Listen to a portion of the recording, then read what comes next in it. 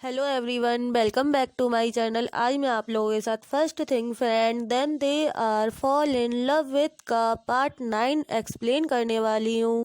पिछले भाग में हमने देखा था कि वीजिंग और वांगजी ना एक दूसरे को ना कन्फेस कर देते हैं कि वो दोनों एक दूसरे से प्यार करते हैं और उनके बीच में ना इंटीमेट सीन्स भी हुए थे और इसी के साथ ना हमारा फ्लैशबैक एंड हो गया था।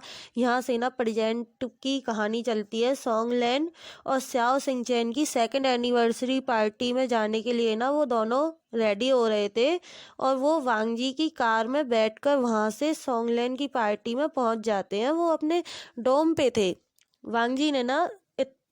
वांगजी ने वीजिंग के लिए ना एक अलग से ना डोम खरीदा था। जैसे हमारे यहाँ रूम मिलते हैं ना रेंट वगैरह पे स्टूडेंट्स को रहने के लिए, ऐसे ही वहाँ पे ना पूरा एक फ्लैट मिलता है। उससे ना डोम बोलते हैं, रूम नहीं बोलते, फ्लैट नहीं बोलते, डोम बोलते हैं क्योंकि वो स्टूडेंट्स के लिए होता है और नॉर्मली डोम ही बोलते हैं उस जगह पे। तो उन्होंने एक डोम ले लिया था और वो उसका जो रेंट है ना वो मिलकर देते थे, हाफ हाफ। और वो ना अब ना उस डोम से ना वांगजी के पास कार थी तो वांगजी ना हमेशा वीजिंग को ना अपनी कार में ही लेकर जाता था कहीं भी, कॉलेज वगैरह कहीं भी। लेकिन अभी तक ना उन लोगों ने किसी को भी बताया नहीं था और वो ना वांगजी की कार में बैठकर ना सॉन्गलैन की पार्टी में पहुंच जाते हैं और उनकी रिलेशनशिप के बारे में ना अभी केवल वीजिंग की सिस्टर को और उसका जो भाई है जियांग जैन और सिस्टर है जो जियांग यानली और वांगजी के ब्रदर लेंसोचैन को ही पता था। जब वो दोनों पार्टी वाली जगह पहुंचते हैं तो वो देखते हैं कि लेंसोचैन और जियांग चैन दोनों ही उन लोगों का इंतजार कर रहे थे पार्किंग में। पार्किंग एरिया है ना उसमें ना लेंसो चैन और जियांग चैन ना इंतजार कर रहे थे और जियांग चैन तो बहुत ज़्यादा फ्रस्ट्रेट हो गया था क्योंकि वो दोनों ना 1 घंटे लेट थे। वो 1 घंटे लेट थे और जियांग चैन ना 1 घंटे से इंतजार कर रहा था वीजिंग और वांगजी के आने का। और जब वो दोनों कार से उतरते हैं तो वो वीजिंग तो तब ना वीजिंग ना माफ़ी मांगते हुए कहता है कि लेंजेन आज मेरी वजह से लेट हो गया। वो ना जेऊजुन से और जियांग चैन से ना माफ़ी मांग रहा था और कह रहा था कि लेंजेन ना मेरी वजह से लेट हो गया, आई एम सॉरी। तो जियांग चैन कहता है कि तुम कब एक रियल मैन की तरह बिहेव करोगे वीजिंग? क्या तुम कभी भी टाइम से नहीं पहुंच सकते हो किसी भी जगह? तुम्हें हमेशा लेट हो ना है, तुम हमेशा लेट होते हो और हमें भी लेट कर दिया आज तुमने। हम वैसे भी तुम्हारी वजह से काफ़ी लेट हो गए हैं। तब ना चलते चलते वीजिंग जियांग चैन से पूछता है कि सिजे कहाँ है, वो नहीं आई। तो जियांग चैन कहता है कि सिजे जिन यूसिन के साथ ना डेट पर गई है। तो वीजिंग कहता है वो उस पिकॉक के साथ फिर से डेट पर क्यों गई है? अगर उसने मेरी सिजे का दिल दुखाया ना तो मैं उसे छोड़ूंगा नहीं, मैं उसको ना जान से मार डालूंगा। और ना जियांग चैन ना कहता है कि मैं भी, मुझे मत भूला करो, मैं भी उसे मार डालूंगा। और तभी वो ना पार्टी हॉल में पहुंच जाते हैं। पार्टी एक बहुत बड़े होटल में थी और वो होटल ना किसी और का नहीं था, वो ना सॉन्गलैन की मॉम का था। सॉन्गलैन की मॉम ना मतलब सॉन्गलैन के फादर की डेथ के बाद ना सारा बिजनेस उसकी मॉम ने टेक ओवर किया था।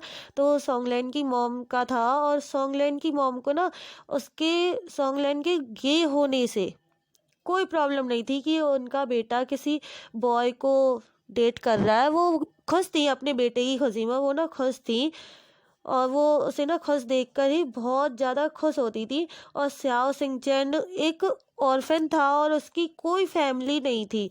उसकी सारी दुनिया ओनली ऑन सॉन्गलैन के चारों तरफ घूमती है और वो केवल सॉन्गलैन को चाहता है फर्स्ट। इट्स ओके गाइज, मैंने सॉन्गलैन और स्याओ सिंचैन के बारे में ना बताया है। अब हम वापस से ना वीजिंग और वांगजी के पास पहुंच जाते हैं। मैंने बहुत सारा बता दिया सॉन्गलैन और स्याओ सिंचैन के बारे में। अगर कोई इंटरेस्टेड है उनकी लव स्टोरी के लिए तो मैं उनके ऊपर ना एक अलग से फैन फिक्शन लिख सकती हूँ अगर आप चाहते हो तो। लेकिन ज़्यादातर ना वांगशियन ज़्यादा अच्छा लगता है सुनने में और उनकी स्टोरीज बहुत अच्छी लगती है। लेकिन अगर किसी को भी इंटरेस्ट हो तो मुझे बताना। अब ना वीजिंग और वांगजी के पास पहुंच जाते हैं।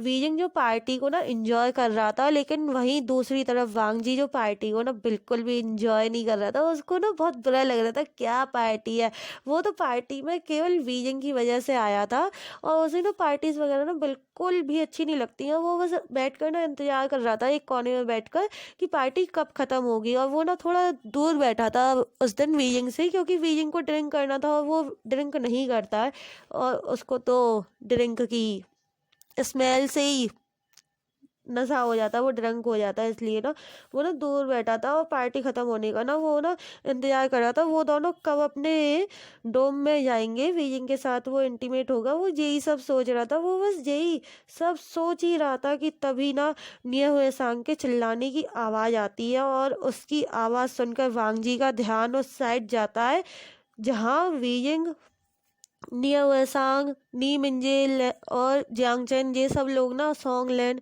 ये सब ड्रिंक कर रहे थे ना। उस साइड ना उसका ध्यान जाता है और वो देखता है कि वहाँ एक आदमी ना वीइंग की रिस्ट को पकड़ कर खड़ा था और कह रहा था कि मैं तुम्हारे फ्रेंड को बहुत खुश रखूंगा, अब तुम ऐसे चिल्लाओ मत। और वो ये सब ना निया वसांग से कह रहा था कि तुम चिल्लाना बंद करो और मैं तुम्हारे फ्रेंड को ना बहुत खुश रखूंगा। वांग जी का तो खून खौल उठता है वीजिंग के हाथ को किसी और आदमी के हाथ में देखकर। जैसे ही ना वांगजी वीजिंग के हाथ को ना किसी और के हाथ में देखता है, और वो ये देखता है कि उस आदमी ने ना वीजिंग को ना फोर्सफुली पकड़ रखा है।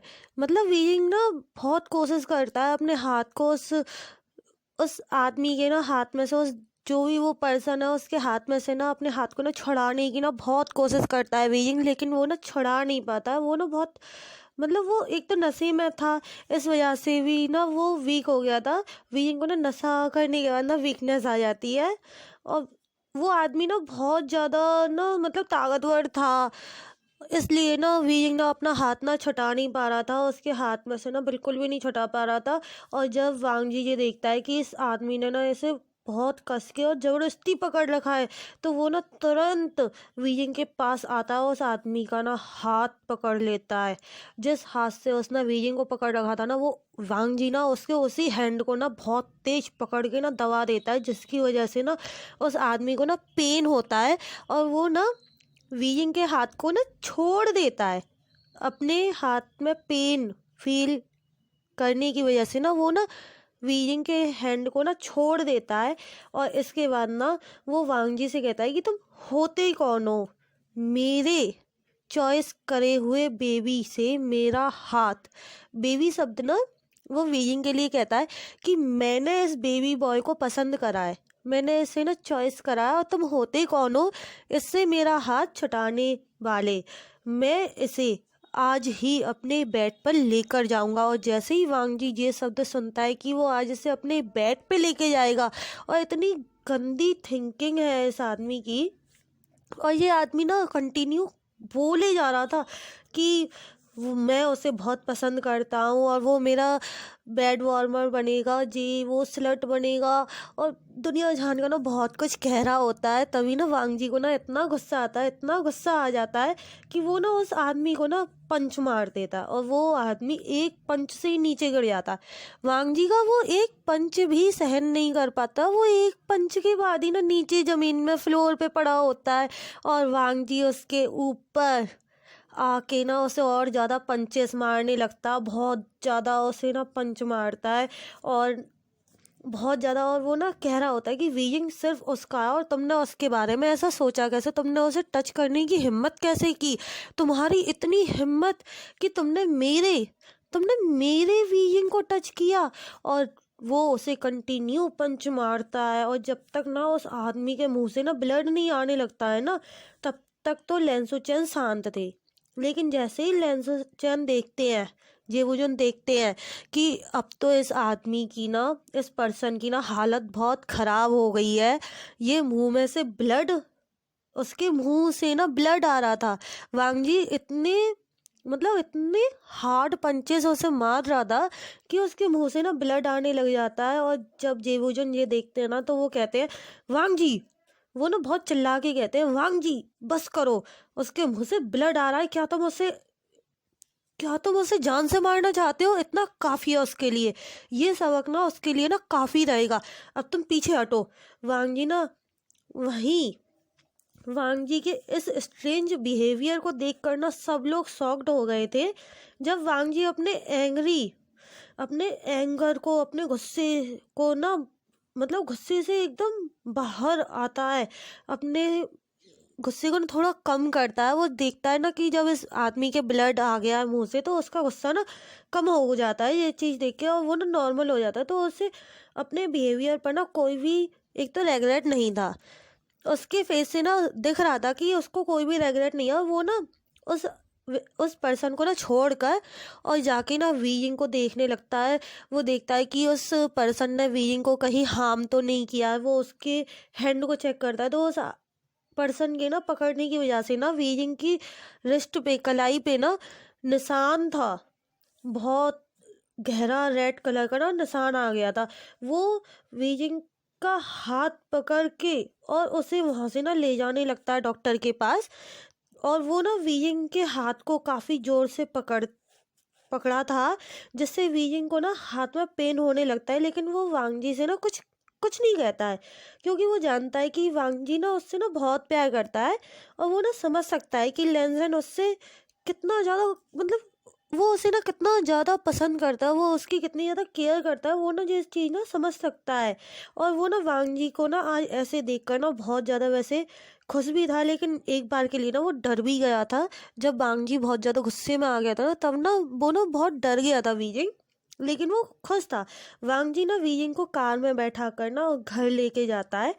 और लेकिन उसने ना वीइंग के हाथ को एक सेकंड के लिए भी ना, पूरे रास्ते पूरा 1 घंटा लगा था वो ना पार्टी से घर आने में, लेकिन वांग जी ने ना वीइंग के हाथ को पूरे रास्ते में कहीं भी बिल्कुल भी नहीं छोड़ा था। वो ना उसे ना एक हाथ से तो वो ड्राइव करता और एक हाथ से ना वीइंग के हाथ को ना पकड़ के रखता, और वो ना उसे ना अपनी गोद में लेके बैठा था कार में। वो कार ड्राइव कर रहा था, लेकिन वीजिंग को ना अपनी गोद में, अपनी लैप में बिठा रखा था उसने। और तब वो ड्राइव करके ना उससे ना अपने डोम पे लेके पहुंचता है। और दूसरी साइड ना हमें दिखाया जाता है कि लेंसो चैन ना, जेवो जुन ना, वो जो पर्सन है वो ना धमकी दे रहा होता है कि मैं ना तुम लोगों को ना जेल करा दूंगा, ये वो ना बहुत सारी धमकी दे रहा होता है। तो जेवो जुन ना फिर उसे अपनी पावर दिखाते हैं, और वो ना उससे बहुत ही ज़्यादा जेवो जो ना एनोइंग हो गए थे उसकी बातों से। और वो ना पुलिस वालों को ना फ़ोन कर देते हैं, पुलिस को फ़ोन कर देते हैं जेवो जुन, कि यहाँ पे ना ये पर्सन है ना हमें परेशान कर रहा है। हालांकि उसके मुंह से ही ब्लड आ रहा था, लेकिन जेवो जुन जो है ना, उनको सबको सब कुछ पता था। और जैसे ही पुलिस आती है ना, तो उस बंदे की ही, उस पर्सन की सब लोग गलती बताते हैं, और सब लोग ये कहते हैं, कोई भी ये नहीं बताता कि वांगजी ने उसमें पंच मारे थे इसलिए ब्लड आ रहा है। सब लोग ये कहते हैं कि ये ना फिसल के गिर गया था, और इस वजह से ना ऐसे ब्लड आ गया मुंह से।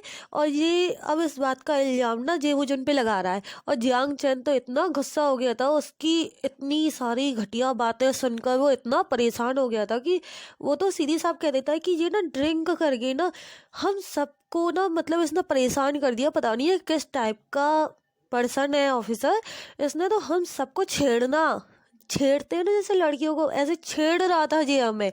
और फिर तो पुलिस ऑफिसर को गुस्सा आ जाता है और वो उसे वहां से ले जाते हैं। लेकिन जेवुजुन ने ना कोई ऐसी रिपोर्ट नहीं की थी कि उसे जेल में, मतलब कैदी बनना पड़े। वो बस नाइट नाइट तक ही रहेगा। तो जियांग चैन ना ये सुनने के बाद ना थोड़ा शॉक्ड था कि आपने रिपोर्ट क्यों नहीं की। उसने बांगजी और वीरिंग के लिए इतना बुरा भला कहा था। तो जेवुजन कहते हैं कि कोई बात नहीं जियांग चैन, चलो अब हमें ना ये देखना चाहिए वीरिंग और बांगजी कर क्या रहे हैं। तभी ना नी मिंजे और नियो हसांग ना कुछ पूछना चाहते थे, तो जेवुजन कहते हैं कि अभी नहीं, बाद में।